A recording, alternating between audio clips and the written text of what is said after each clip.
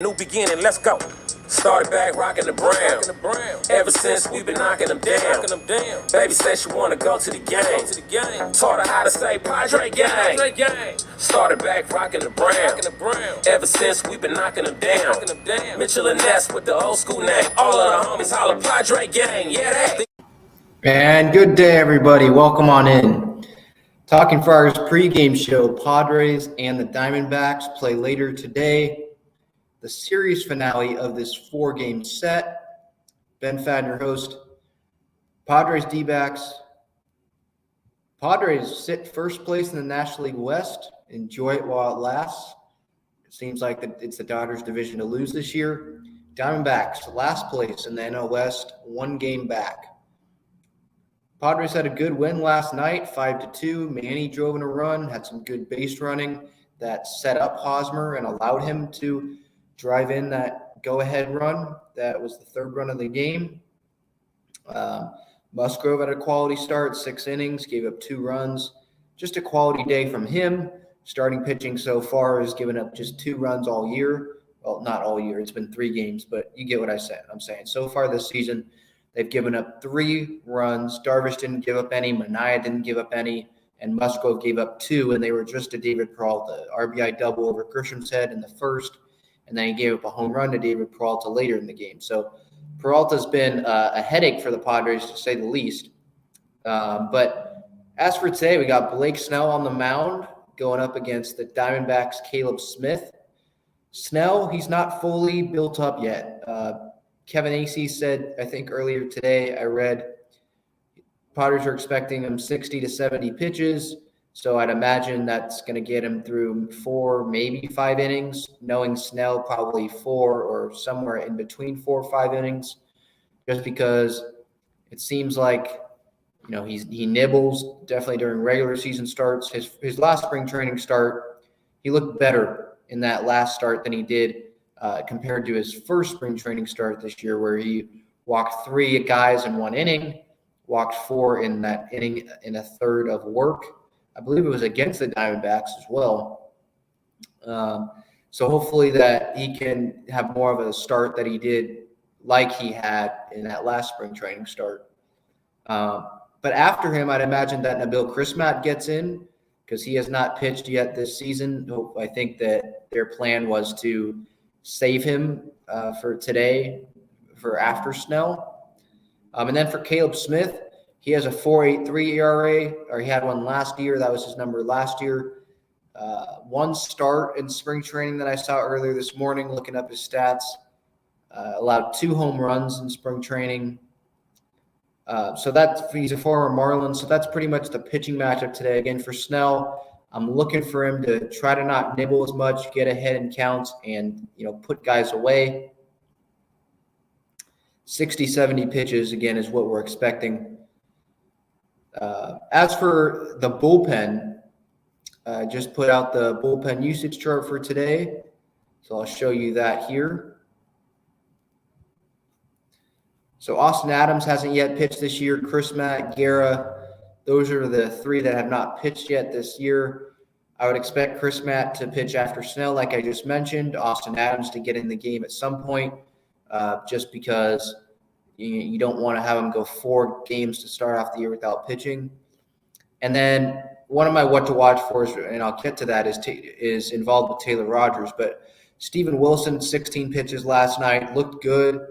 The umpire didn't really help him out. Pierce Johnson, 23 pitches after going 24 opening day. So he had 1 day off there, so I wouldn't expect him to pitch today. Tim Hill, I think he would be good to pitch today.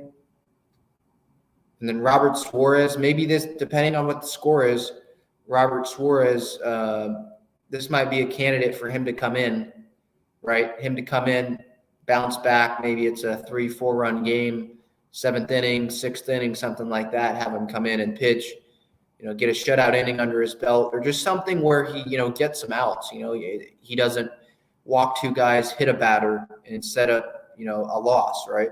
Get some confidence back in him. So I could see that as a potential opportunity before this Giant series kicks off, starting in San Francisco tomorrow. But that is what the bullpen situation looks like so far for the Padres. Czar, what's up? Czar comments, speaking of the bullpen, we have Warren theirs. Should take advantage of it today. Yeah. Melanson got in the game last night, but he wasn't like great. Abrams and Azekar got their first major league hits off him last night in the 9th inning. So yeah, we should definitely take advantage of it. Look, their bullpen is based off of Ian Kennedy and then Mark Melanson, right? Those are the two big guys. And then after that, you got Noe Ramirez, whatever his name is. He's pitched a little bit. There's some other names that have pitched multiple times this series already for them. So it's not particularly deep. But they do have good 8th, 9th inning guys. It's just a matter if they have the lead at that point. Zach says, such a luxury to save our bullpen with the starters going 6 and 7 innings. Yeah, to at least start off the season, definitely. And so that definitely allows, Bob Melvin to use that bullpen today because Manaea and Darvish helped save it the first 2 games, and then Musgrove as well yesterday going 6 innings, right? I mean, with the bullpen, I mentioned you have a few guys that haven't even thrown yet, and it's the 4th game of the season going on today. So, yeah, they definitely saved the bullpen, and that's good. David asks, thoughts on Luke Voit? I think he's having productive at-bats. I know he hasn't hit a home run yet, haven't seen the total power. That one hit he had the other night was an absolute bullet. So when he hits the ball, it's going to be hit hard most of the time. But he's walked. He's walking a lot. So he's putting together productive at-bats, and obviously he's there as the DH to provide power, but if they're not going to throw him strikes, take the walks. I'm definitely fine with that. Let's see here. Moving on. Let's move on to, obviously, I'm doing this a little early today because I work later today, so the lineups aren't out yet. But, again, you can watch this game. Valley Sports San Diego, listen 97.3 The Fan, first pitch at 1:10 p.m. Pacific time at inside Chase Field in Arizona. Padres will go to San Francisco starting tomorrow.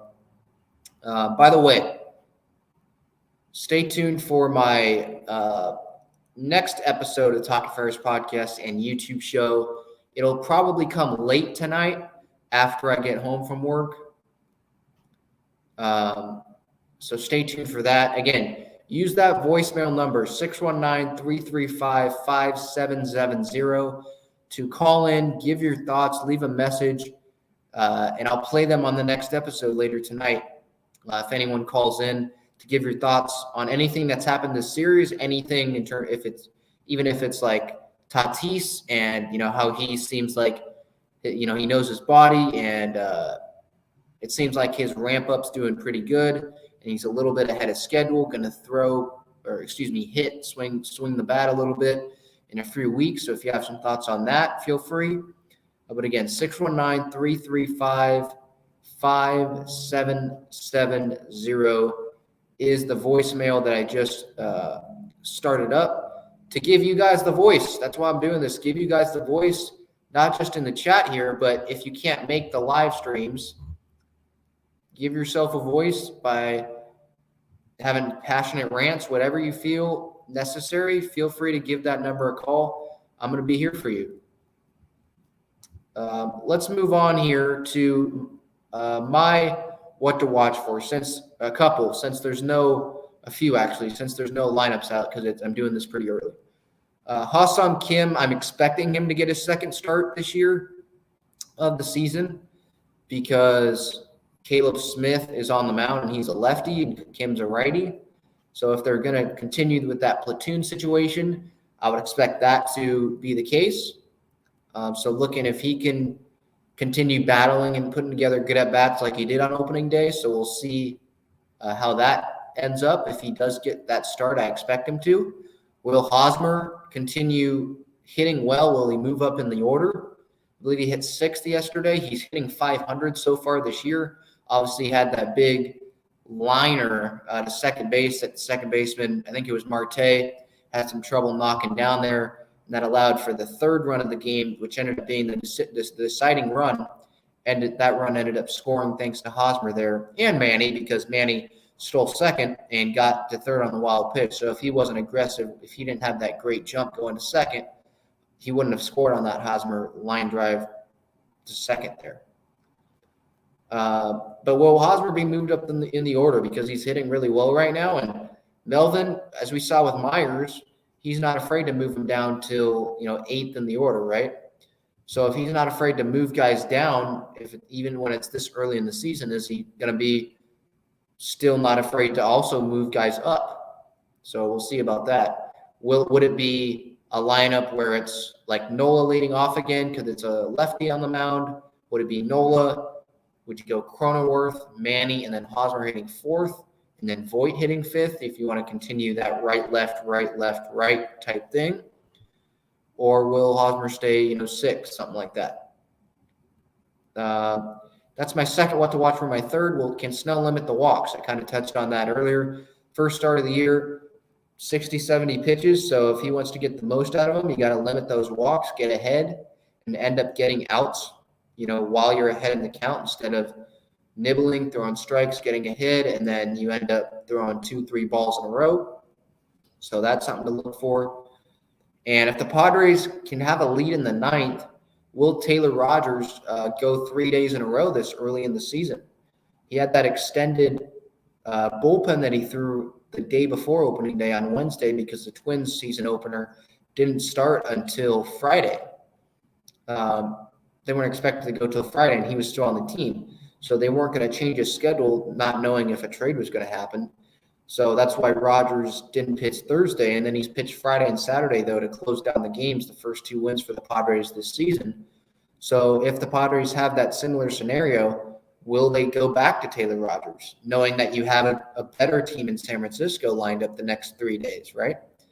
So I think that's something to look forward to, something to at least look at. If they have a lead late in the game, will they go back to Taylor Rogers?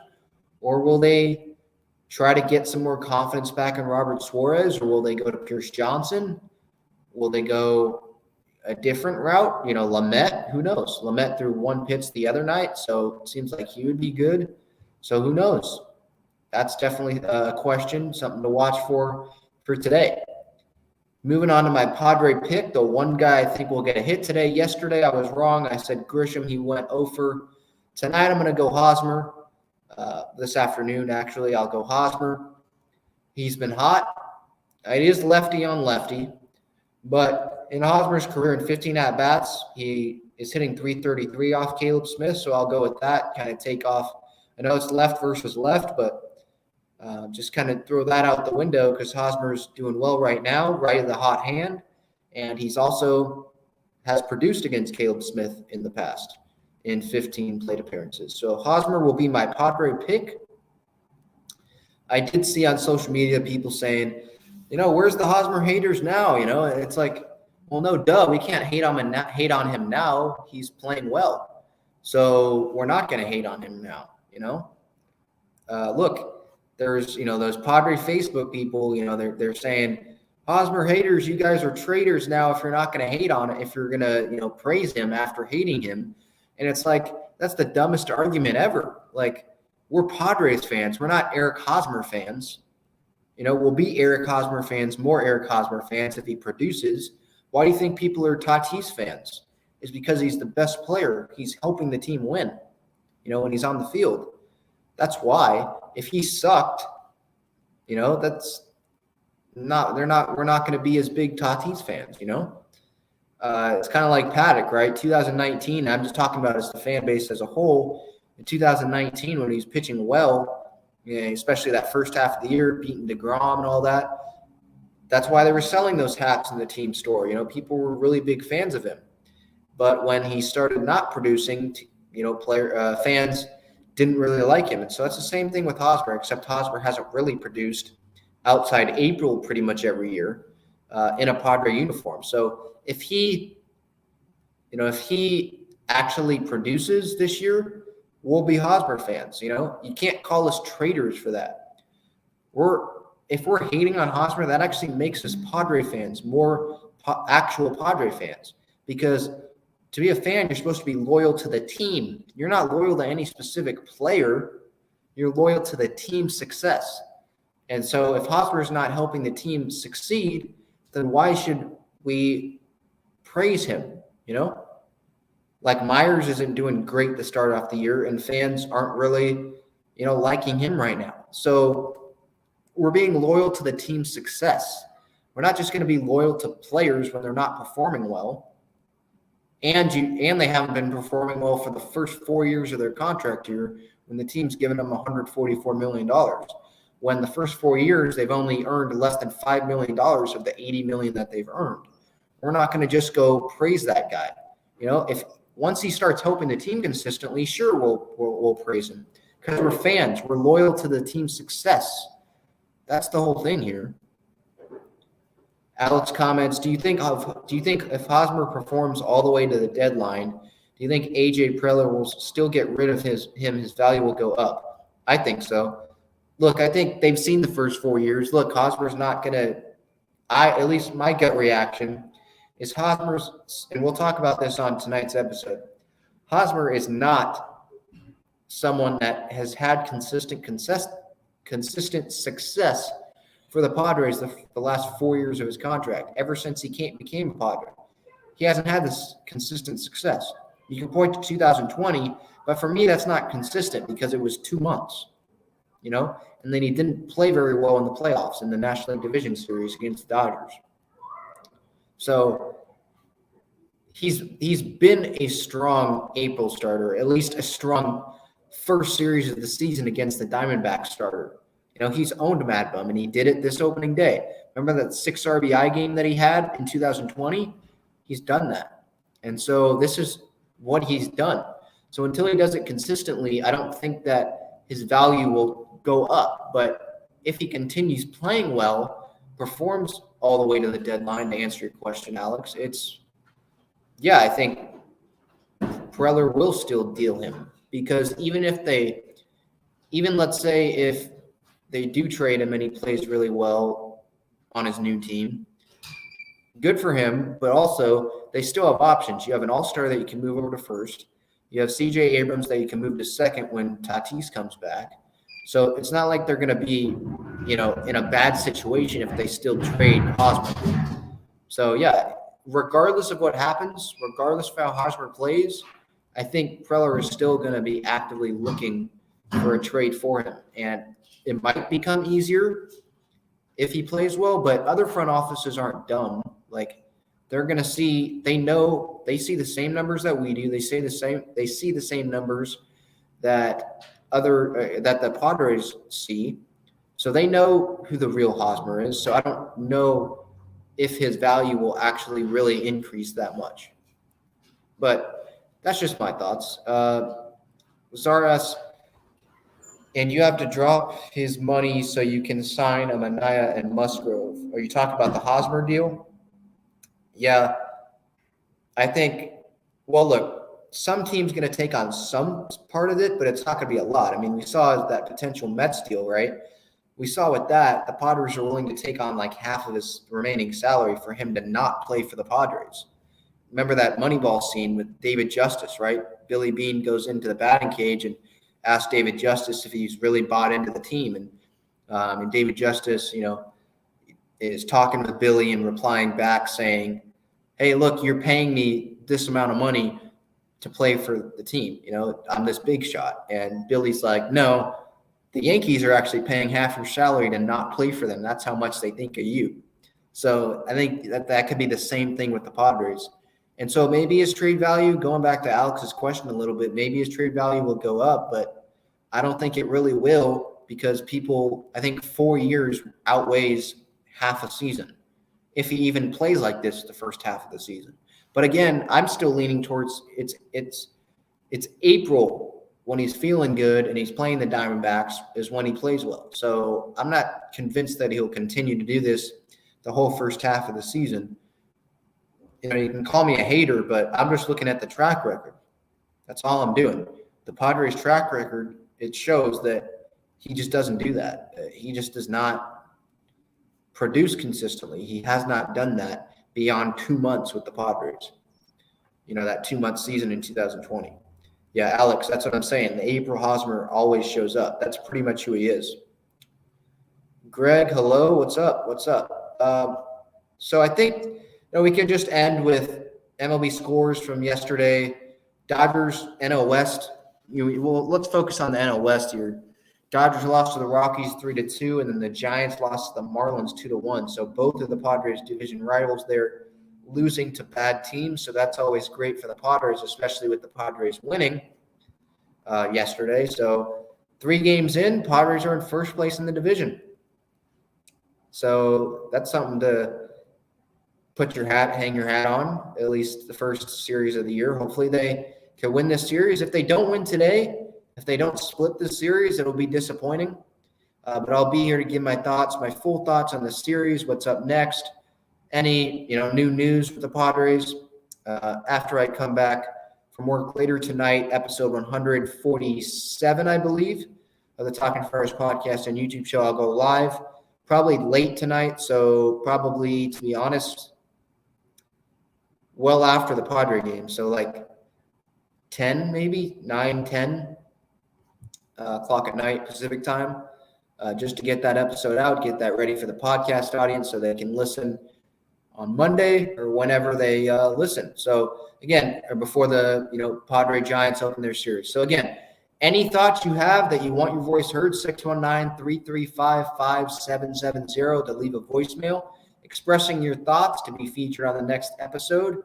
I appreciate everyone for tuning in. Ben Fadden signing off here. This has been the Talking Friars Padres pregame show, April 10th, 2022. Blake Snell on the mound today, a little after 1